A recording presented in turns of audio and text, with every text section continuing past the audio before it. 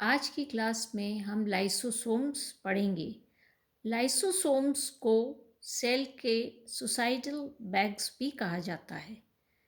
Lysosomes एक bag जैसा structure होता है, membrane bound structure, membranous structure होता है जो सेल में पाया जाता है और इसके अंदर हाइड्रोलाइटिक एंजाइम होते हैं। Lysosomes are membranous bag-like cell organelles containing hydrolytic enzyme और इसका मेन फंक्शन होता है इंट्रासेल्युलर डाइजेशन मैक्रोमोलिक्यूल्स का और उनको मोनोमेरिक सब यूनिट्स में कन्वर्ट करना इसका फंक्शन होता है।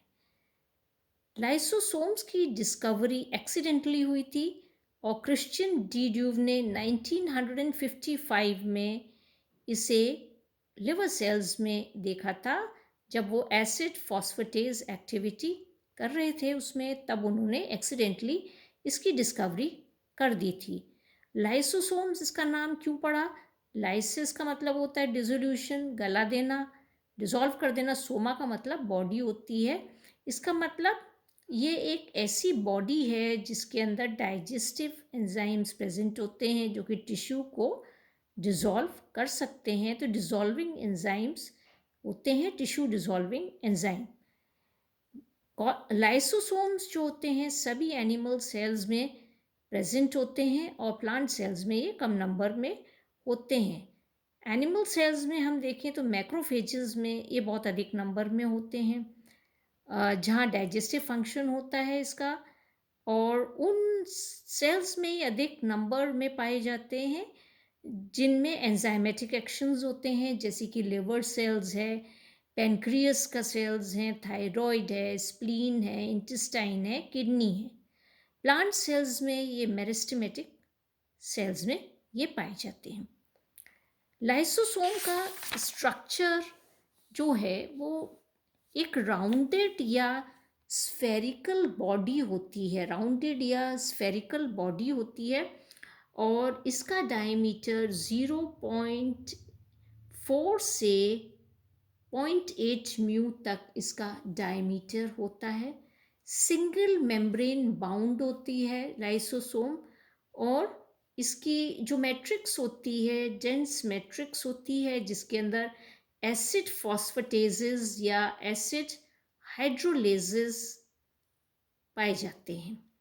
टिश्यू डिसॉल्विंग एंजाइम्स या हाइड्रोलिटिक एंजाइम्स इसमें पाए जाते हैं।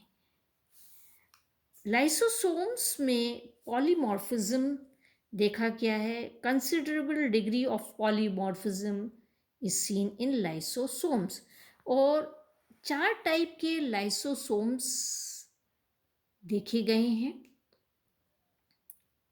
नंबर 1, प्राइमरी लाइसोसोम या स्टोरेज ग्रैन्यूल्स। ये न्यूली फॉर्म्ड लाइसोसोम्स होते हैं जिनमें हाइड्रोलाइटिक एंजाइम्स भरा हुआ होता है जो डायरेक्टली गोल्गी सिस्टर्नी से पिंच ऑफ होते हैं। उनको प्राइमरी लाइसोसोम्स कहते हैं। ओरिजिनल फॉर्म होता है और प्राइमरी लाइसोसोम्स को ओरिजिनल लाइसोसोम या स्टोरेज ग्रैन्यूल्स या इनएक्टिव लाइसोसोम्स भी कहते हैं। दूसरा फॉर्म है हेटेरोलाइसोसोम्स या डाइजेस्टिव वैक्यूल्स या phago lysosomes.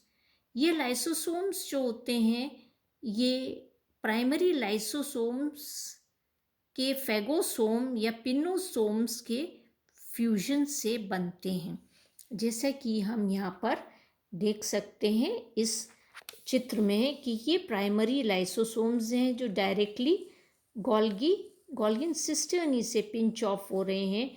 These are the primary lysosomes या एंडोलाइसोसोम्स हम यहाँ पर इनको कहते हैं।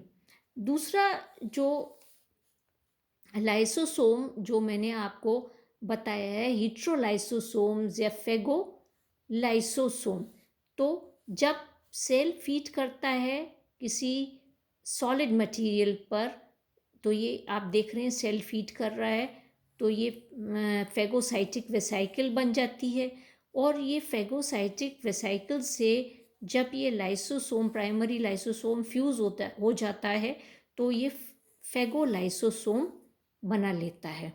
तो फेगोलाइसोसोम बन जाता है और फेगोलाइसोसोम में एक्सटर्नल मटेरियल है और एंजाइम्स होते हैं लाइसोसोम के। क्योंकि इसमें लाइसोसोमल एंजाइम होता है तो लाइटिक एक्टिविटी होती है और फेगोस जो डाइजेस्टेड मटेरियल है वो हाइड्रोलाइज हो जाता है और जो प्रोडक्ट होता है लो मॉलिक्यूलर वेट का होने के कारण वो लाइसोसोमल मेम्ब्रेन से डिफ्यूज़ हो जाता है सेल में और वो सेल के एक्टिविटीज़ के काम में आता है। इन लाइसोसोम्स को फेगोलाइसोसोम्स कहते हैं, हेट्रोफेजिक वैक्यूल्स भी कहते हैं या डाइजेस्टिव वैक्यूल्स भी कहते हैं। थर्ड फॉर्म जो होती है वो होती है ऑटोफेजिक वैक्यूल या ऑटोलाइसोसोम या साइटोलाइसोसोम। ऑटोफेजिक वैक्यूल, ऑटोलाइसोसोम या साइटोलाइसोसोम।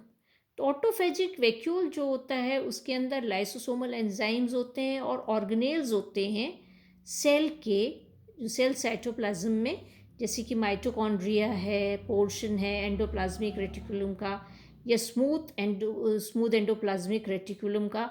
तो जब भी सेल को कुछ ऐसे पार्ट्स का डाइजेशन करना होता है जैसे एंडोप्लाज्मिक रेटिकुलम में माइटोकॉन्ड्रिया है, उसका अगर ऑटोफेगी होनी है, उसका डाइजेशन होना है तो तब ये इस तरीके के ऑटो ऑटोफेजिक वैक्यूल्स बनते हैं। तो उस समय क्या होता है, तो ये आप देख रहे हैं कि प्लाज्मा मेम्ब्रेन इसको एनक्लोज करके ऑटोफेजिक वैक्यूल एक बना लेती है, ऑटोफेगोसोम बना लेती है इसको एनक्लोज करके।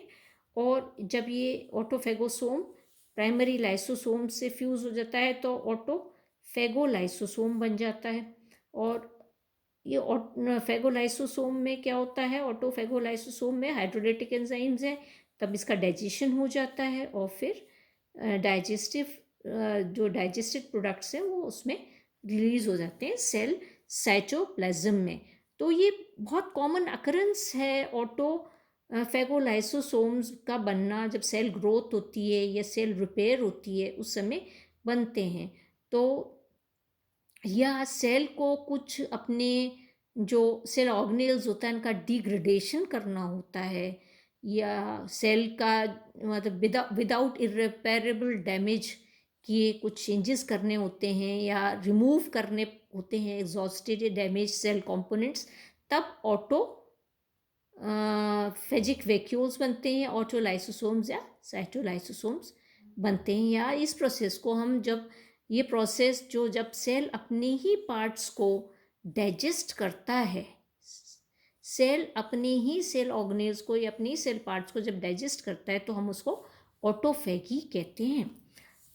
फोर्थ फॉर्म जो है वो इसकी होती है रेजिड्यूअल बॉडी। जब हम देखते हैं कि फेगोलाइसोसोम बनता है या ऑटोलाइसोसोम्स बनता है तो जो एंजाइम्स होते हैं लाइसोसोमल एंजाइम्स वो डाइजेशन कर देते हैं जो प्रोडक्ट्स, जो एक्सटर्नल सब्सटेंसेस होते हैं जैसे माइटोकॉन्ड्रिया है, सेल्स ऑटोफेगी हो रही है यहाँ पर।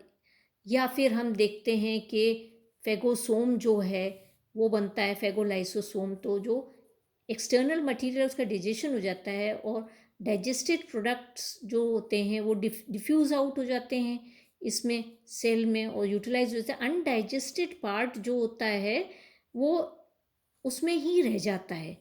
और जो एग्जॉस्टेड लाइसोसोम जो होते हैं जिनमें इस तरीके से जो अनडाइजेस्टेड सब्सटेंसेस पड़े रहते हैं, रेजिड्यूज जो होते हैं, उनको रेजिड्यूअल बॉडी कहते हैं या इनको टीलो लाइसोसोम भी हम कहते हैं। जो टीलोलाइसोसोम भी हम इसको कहते हैं या फिर हम इनको डेंस बॉडीज भी हम कहते हैं। तो ये आप देख सकते हैं, ये यहाँ पर इसमें चित्र में नहीं दिखाया गया है, पर ये जो मटेरियल जो अनडाइजेस्टेड इसमें रह जाता है वो उसको हम डेंस बॉडीज़ या टीलोलाइसोसोम्स रेजिडुअल बॉडीज़ कहते हैं।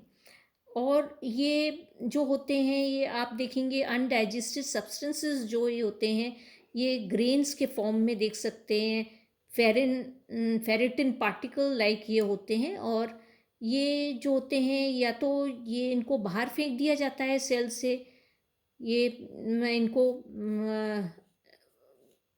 इनका बाहर इनको डिफिकेशन जैसे अमीबा में होता है उस तरीके से इनको एक्सट्रूड कर दिया जाता है बाहर से, या फिर कभी कभी सेल में ये इकट्ठे अक्यूमुलेट भी हो जाते हैं, सेल में अक्यूमुलेटेड रहते हैं और ये एजिंग प्रोसेस के लिए भी ये रिस्पॉन्सिबल होते हैं रेजिडुअल बॉडीज़। आगे हम इसमें एंजाइम सिस्टम देखेंगे लाइसोसोम का, क्योंकि लाइसोसोम जो है वो उसमें बहुत सारे एंजाइम्स पाए जाते हैं और मेनली इसमें हाइड्रोलिटिक एंजाइम इसके अंदर होते हैं। और ये जो हाइड्रोलिटिक एंजाइम्स जो होते हैं वो हम देखें तो मेन जो होते हैं इसके अंदर एंजाइम जो होते हैं वो न्यूक्लिएजेस हैं एक तो, और ये जो न्यूक्लिएजेस जो ये होते हैं ये न्यूक्लिक एसिड्स जो होते हैं उन पर एक्ट करते हैं और उनको हाइड्रोलाइज करके उनको नाइट्रोजीनियस बेसिस फॉस्फेट और शुगर्स में कन्वर्ट कर देते हैं। तो न्यूक्लियसेस मेन दो प्रकार के हैं, एसिड राइबो न्यूक्लियस जो आरएनए को हाइड्रोलाइज करता है और acid deoxy ribo nucleus, acid deoxy ribo nucleus जो कि डीएनए को हाइड्रोलाइज करता है। सेकेंड टाइप के जो होते हैं वो फॉस्फेटेजेस होते हैं, और फॉस्फेटेजेस जो होते हैं ये फॉस्फेट कंपाउंड्स को हाइड्रोलाइज करते हैं।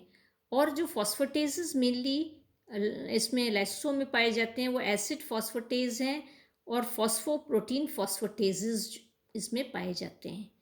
फिर है प्रोटीएजेस, ये प्रोटियोलिटिक एंजाइम्स होते हैं और ये जो होते हैं एंजाइम्स प्रोटीन्स को और अमीनो एसिड्स को हाइड्रोलाइज करते हैं और उनको जैसे हम देखते हैं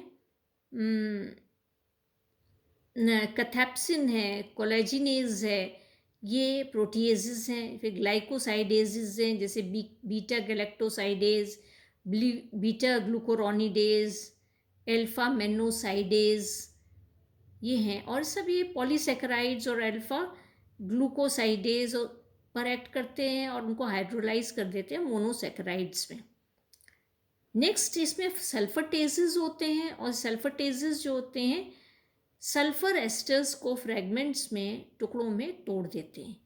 फिर लाइपेजेस होते हैं जो लिपिड्स का ब्रेक डाउन करते हैं और इसमें जो है एसिड लाइपेज और फॉस्फोलाइपेज एंजाइम्स हैं। फिर लाइसोजाइम्स भी होते हैं इनके अंदर, आंसुओं में जैसे लाइसोजाइम्स पाया जाता है। तो म्यूकोपॉलीसैकेराइड्स और बैक्टीरियल सेल वॉल पर ये एक्ट करते हैं। तो ये यहाँ पर हम इसमें ये देखा एंजाइम्स जो लाइसोसोमल एंजाइम्स जो होते हैं ये एसिडिक मीडियम या एसिडिक पीएच पर ही एक्ट करते हैं और इनएक्टिव न्यूट्रल पीएच पर ये इनएक्टिव रहते हैं। जैसे जो लाइसोसोम्स में जो पीएच होता है वो 4 से 4.8 के बीच में मेंटेन रहता है और हाइड्रोजन आयन पंप की वजह से ये इसमें होता है। और लाइसोसोमल मेम्ब्रेन्स जो होते हैं ये एसिडिक मीडियम में इनका डीनेचुरेशन नहीं होता और लाइसोसोमल मेम्ब्रेन्स लिविंग सेल्स में स्टेबल रहती हैं। स्टेबल जबकि इनमें हाइड्रोलिटिक एंजाइम होता है फिर भी ये स्टेबल रहती हैं। क्यों स्टेबल रहती हैं? क्योंकि इनमें जो कुछ स्टेबलाइजर्स होते हैं हमारे ब्लड में प्रेजेंट होते हैं, कॉर्टिसोन, कॉर्टिसोल, क्लोरोक्विन आदि, ये इसकी वॉल्स जो मेम्ब्रेन है लाइसोसोम की उसको स्टेबलाइज कर देते हैं और ये रप्चर नहीं होती है। नेक्स्ट क्लास में हम लाइसोसोम का बायोजेनेसिस और उसके फंक्शंस पढ़ेंगे।